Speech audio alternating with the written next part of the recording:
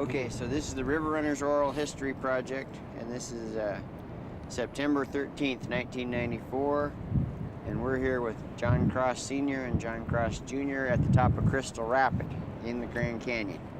And Karen, and this is Lew and Jeff as per usual, and Karen Underhill is sitting in with us. She's waving now, but you can't see her on the picture.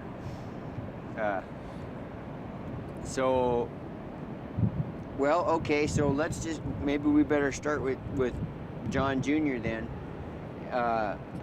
Just give us a little bit of a resume, just overall, how'd you get started in Grand Canyon, and just kind of a resume of your career, and then we'll go back from there. Okay. When I graduated from high school, I went to work for the Bureau of Reclamation on the Glen Canyon Dam as a trainee technician for the electrical and technical department. I worked there for a couple of years, and Dad was running river trips with the Boy Scouts down the Glen Canyon, and he stopped after one of the trips to visit me living in Page, and told me that he was going to start a commercial river business and would I be interested in joining him, and things were just right that I said yes, and that was about 1962. We started or continued running river trips up on the Glen Canyon during that year, and we also branched out into doing some whitewater trips on the Yampa and the Green and Desolation Canyon, Cataract. Our first trip down through the Grand Canyon was in 1963, where we were involved with the Brigham Young University Geology Department. Hamlin and Rigby were planning to do some studies on the volcanic action down in the southern part of the canyon, and they needed a way to get down into the canyon, so that was our first trip. We started out from Lee's Ferry with two 27-foot pontoons and just a bare crew, and we were going to meet Hamlin and Rigby and crew down at Torrowheap.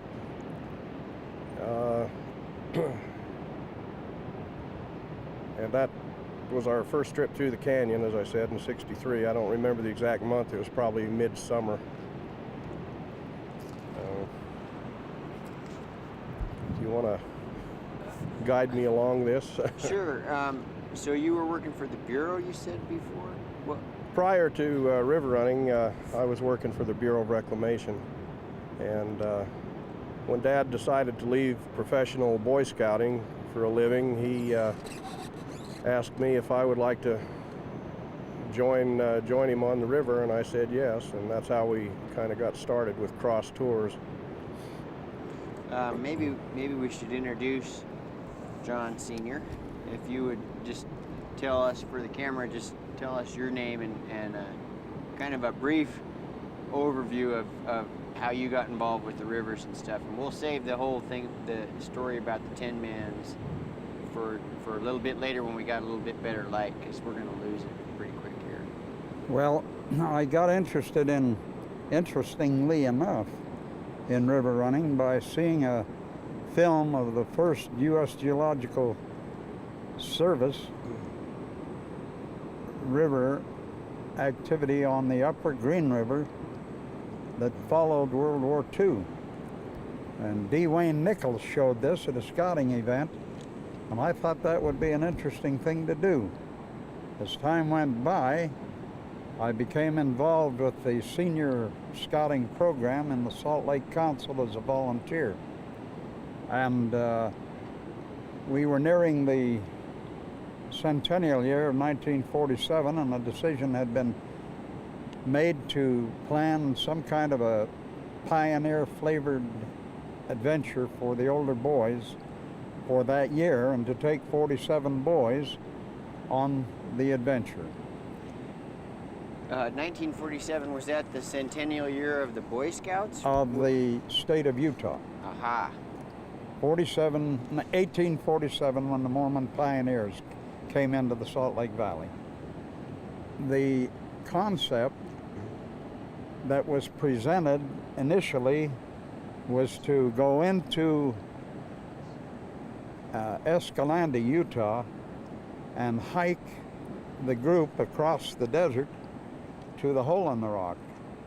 Now that was a route that was taken by those Mormon pioneers in later years who went down and settled Blanding and Bluff country over in San Juan. Actually Bluff. The idea was a great idea, except for the fact that I didn't think I wanted to walk across the desert, then walk downhill into the hole in the rock and camp a couple of days on the river, turn around and hike back out again and across the desert again. And having this dream of a river program in my mind, I suggested the possibility that it would be easier if we got some boats and boated down to the hole in the rock and spent a couple of days studying the history and seeing this site, and then when we were completed with that, go on down the river rather than do all this hiking in the hot country. I was working with the War Assets Administration at that particular time, and we received notice of a release of 50,000 Air Corps rafts, life rafts. They were complete. All of the equipment to maintain and utilize them was included, and they were to be released at $1 a piece. I was so excited I couldn't believe it. We talked this concept over of using these until we reached a point where, lo and behold, having 47 boys plus leaders strung out along the Glen Canyon of the Colorado, we couldn't see the first one and see the last one at the same time. Anytime, I don't think. We lost enthusiasm for the project, inasmuch as none of the boys would have had boating experience of this type. We passed that one, and Al Quist went on gathering information in relationship to counsel and advice from people who were familiar with the river, and I went on looking for equipment to use. I received some paper across my desk indicating that 10-man assault boats were being released in a single unit. They had to be purchased together. These were the first assault boats that were released according to the data that I have. Again, I was excited and got a hold of Al Quist, who was a professional scouter in the council, and he thought it would be a great idea. We should look at it further. The biggest problem was the boats were going to cost us $35 brand new with all the maintenance equipment, and we didn't have $1. Nothing had been planned in the budget for this kind of a project. But for $350, we could hardly pass it up. I made arrangements with 2 buyers to purchase the boats and to hold off on collecting the total fees until we had collected enough money from the initial charges to each individual who were going on the trip. Part of that money then would be paid in to defray the costs of the boats and some other minor equipment. This worked out real well, and we succeeded in obtaining these boats. An interesting sidelight was the fact that 2 scouters questioned whether we could use 10 boats and suggested that maybe we ought to sell them 2 of them. We talked about that and decided to, so we sold them for $50 a piece. Well, we made $30 on the deal. One of the fellows called us in a couple of days full of excitement, and he came up to the office and showed us that he had a 1911 Mint .45 automatic pistol that he found among the maintenance and survival equipment in the boat kit. That, unfortunately, was the only one they found. None of the others had that piece of equipment, but he again purchased that pistol from us for $50, so little by little we got the money together.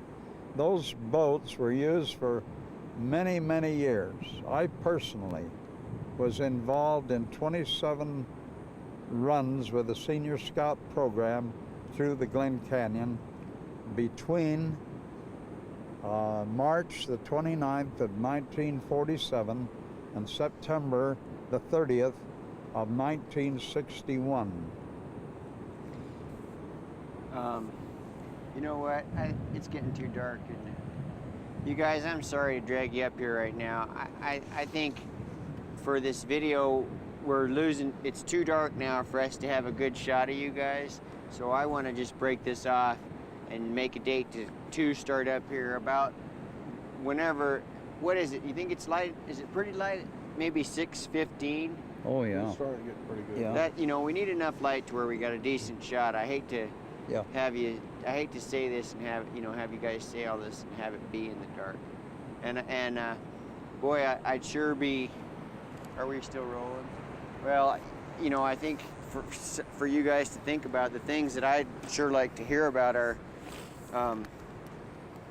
you know, your impressions of Glen Canyon, a little bit more that stuff that you were talking about today on the boat, just that connection with Bert Loper, and I think it'd be real important to hear a little bit about what Bert Loper was like, kind of what kind of guy he was, and you know, you mentioned that the scouts really loved him and stuff like that, and I'd kind of like to hear from you kind of why they did, and also just what Glen Canyon was like then, and what led you to say, let's start a river running business in Grand Canyon.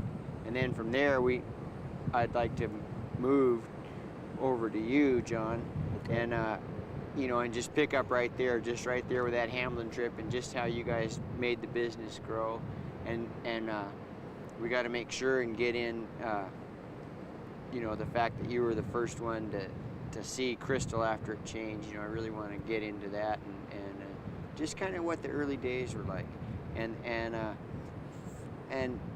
how it's changed. You know, what it feels like coming on this trip, and the changes that you've seen, and you know, just kind of what it feels like to be here now, looking back at that time, and has it changed or not? You know, I don't know what's different or Well, you know, what's the same. Just for a thinking item, when we got started in the river business, I left professional service with the Boy Scouts, largely because I couldn't feed my family on the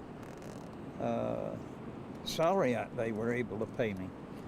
So I came into the river business, but my first appeals were directed toward scouting still, but it was extended over the western states mostly. You mean you wanted to take the scouts down Bring here? scouts in from other areas on the Colorado River, but do it on a commercial basis. But it would all be based on scouting principles and ideals and guides and so on. We got some going, but not enough really to maintain a business. And I came up with a dream on one occasion that this country is the geological textbook of the earth, so to speak. And so I got a list of every university, college in the United States that had either a geological study program or earth science, and sent out flyers to them suggesting that they use a week or 10 days on the river here as a field trip program or field laboratory program in studying geology. And that program opened up, and all of a sudden we were swamped. We had to turn business over to other outfitters eventually because so many groups came and participated with us. And it was through part of this that the Hamlin Rigby project came into our operation, but they set that up on a 5-year basis. And John, being the older member of the cross-family river guides in this country and other areas, took the initiative and became the guide, the prime guide in this area, and he moved with a lot of those geological programs, as did his next older brother, Jim. And between them, they just kept real busy for several years with the geology trips. And it was on a geology trip that we ran into the challenge of a new condition existing at Crystal Rapid.